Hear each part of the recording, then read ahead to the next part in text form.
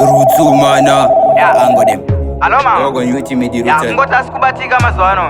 Angogara kasitiko ya chitombiko. Atlese 49 ango paten anosvika kumatu asvika kumatu ozviitira lu maikuru vakungoti I don't know what to do mukoma wenyanenge ari kudhakwa nekru kamutaviruka ari kuita masuvano kamutaviruka ari kuita masuvano kamutaviruka ari kuita masuvano kamutavirukari kuita masuvano mukoma vakuchinja mafambiro apa vanenge vakarohwa nemutoriro iwe ndovhunza ndo maitiro hanzi mupfana iwe hauna chikoro apa vanenge vakugara nepfambi vanenge vakagara pasi havafambi apa ndakambovati torai chitambi hanzi mupfana nyarara usimbi wewe kamutavirukari kuita masuvano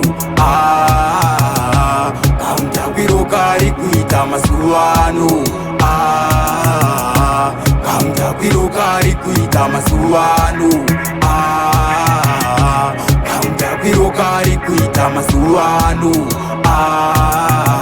anotakwa zvekudonha masiriri abate piyawani anotoda maviri anobva abvisa mbatya pamuviri atakwe zvishoma anotodhakwa zvembiri achatakwe nechapomba anotodhakwa nemabhomba wesi akazoita nerumba atoende kumba anotopikira kutini achingotamba mbagumba iwe mukoma vanovharisa pawa apa vakatiza kumaso wekukirawa 2 weeks vasina rovashawa aiwa zvimwe zvacho zvakubhohwa kamutavirukari kuita masuvano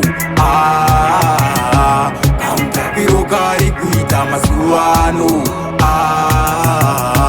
kamutavirukari kuita masuvano kamutavirukari kuita masuvano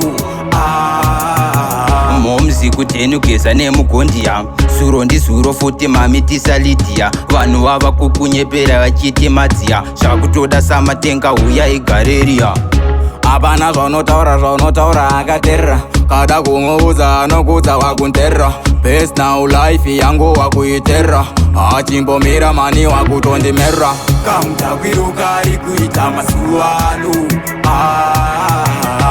kamutavirukari kuita masuvano kamutavirukari kuita masuvano kamutavirukari kuita masuvano